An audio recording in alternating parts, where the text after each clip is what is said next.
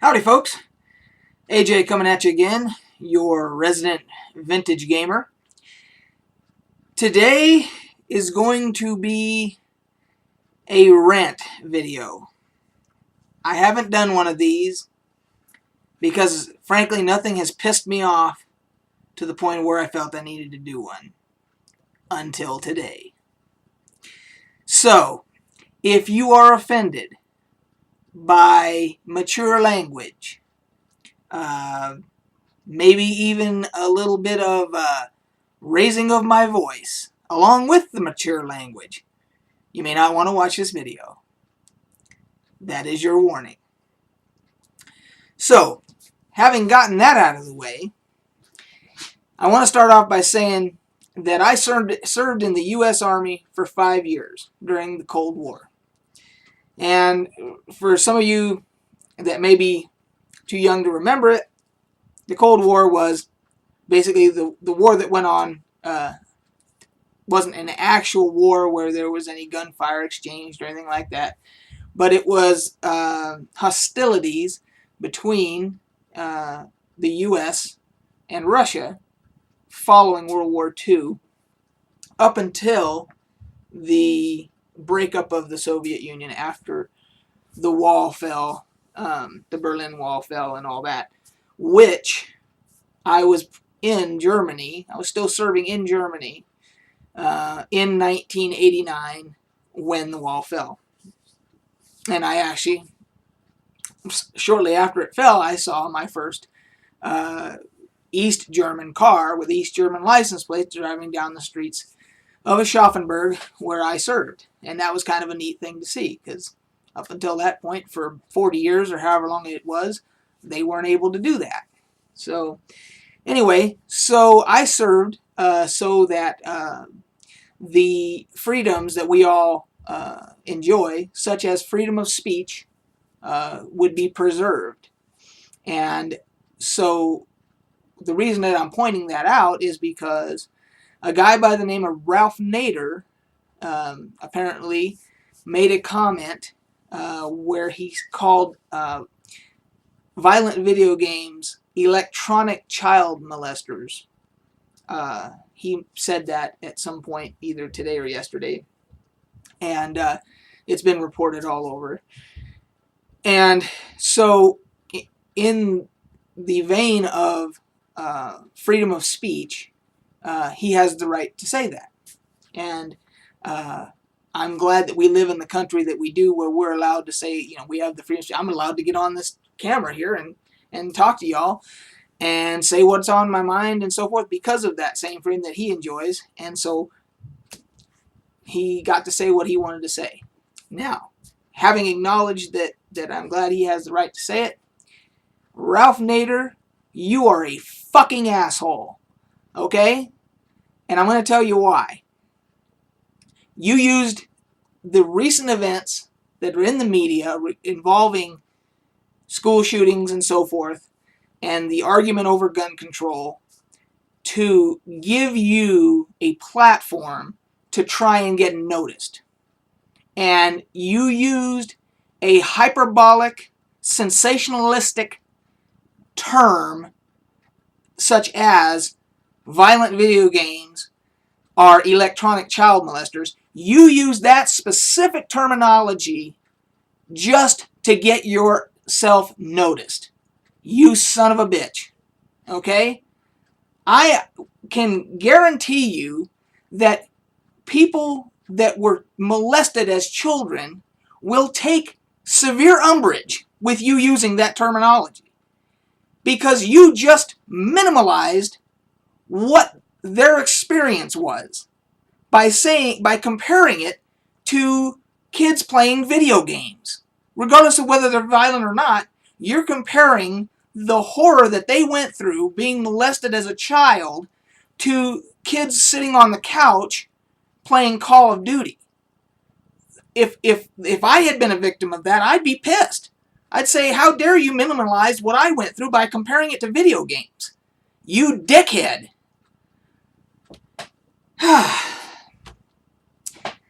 So, I'm glad that he has the right to be able to say those things because we live in the greatest country in the world where we have freedom of speech. And I just exercised the shit out of my freedom of speech.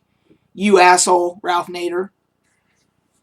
So, anyway, I've lived long enough to have lived through when they were trying to, and I say they, members of the media, politicians, science community, whoever at that time, was trying to link violent behavior with Dungeons and Dragons. And there were a couple of instances where there were kids who got violent that did play Dungeons and Dragons. But I'll bet you that there was probably I'll bet you there's been people shot over a game of poker, a game of Monopoly, Risk. Hell, I know I've seen fist fights over Risk. Okay, people just get passionate and maybe they're already unbalanced. And it didn't take a video game or Dungeons and Dragons or whatever. People snap all the time. Okay, so I've seen this throughout the years where it started with them trying to blame Dungeons and Dragons, and then they try to blame this, and then they try to blame TV, and then they try to blame the movies, and now it's violent video games and everything else.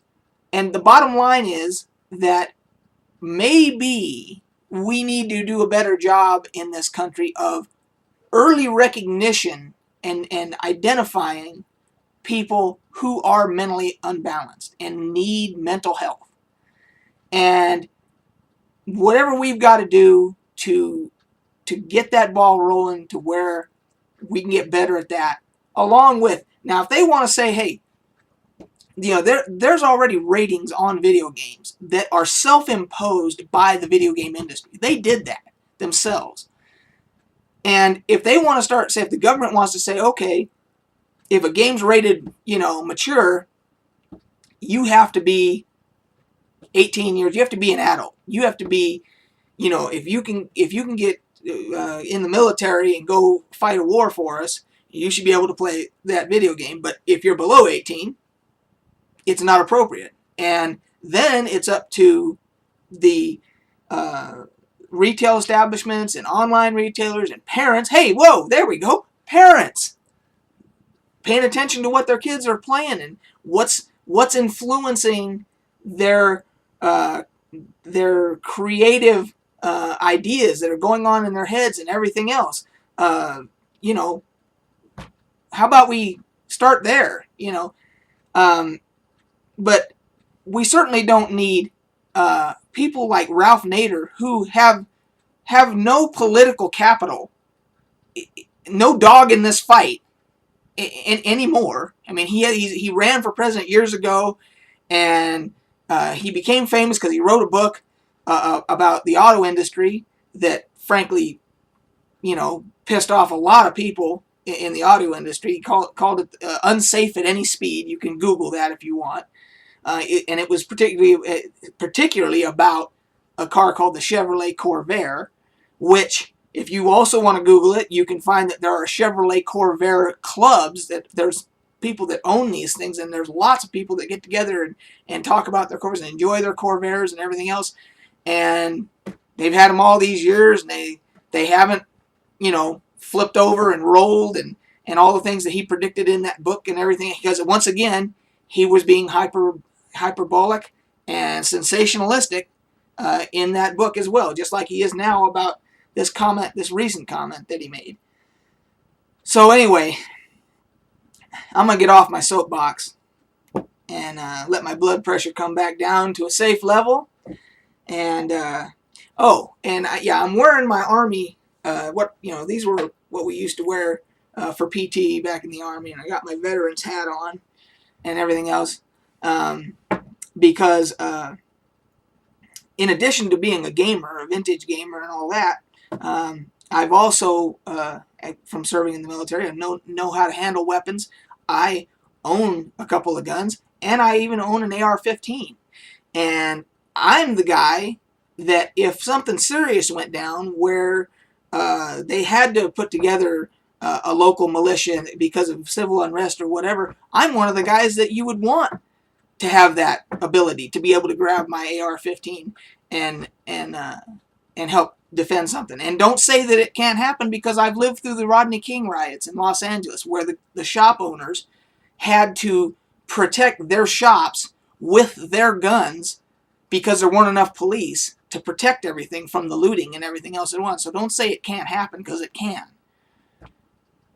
I've also been through, when I was in security, I also went through a workplace shooting where there was a sniper shooting at one of the buildings where I worked. And I was one of the people responding to it with a gun. I was an armed security manager. So I speak from experience. And I don't want them taking my guns, and I don't want them taking my video games, because some people who are mentally unstable have carried out atrocities. Let's fix the problem. Let's find out what's causing it. Let's put in better safeguards. Let's do better background checks. Whatever we've got to do. But let's not knee-jerk into, well, got to get rid of violent video games. We've got to take everybody's guns away from them and all this crazy stuff. Because that ain't the solution. That's getting into,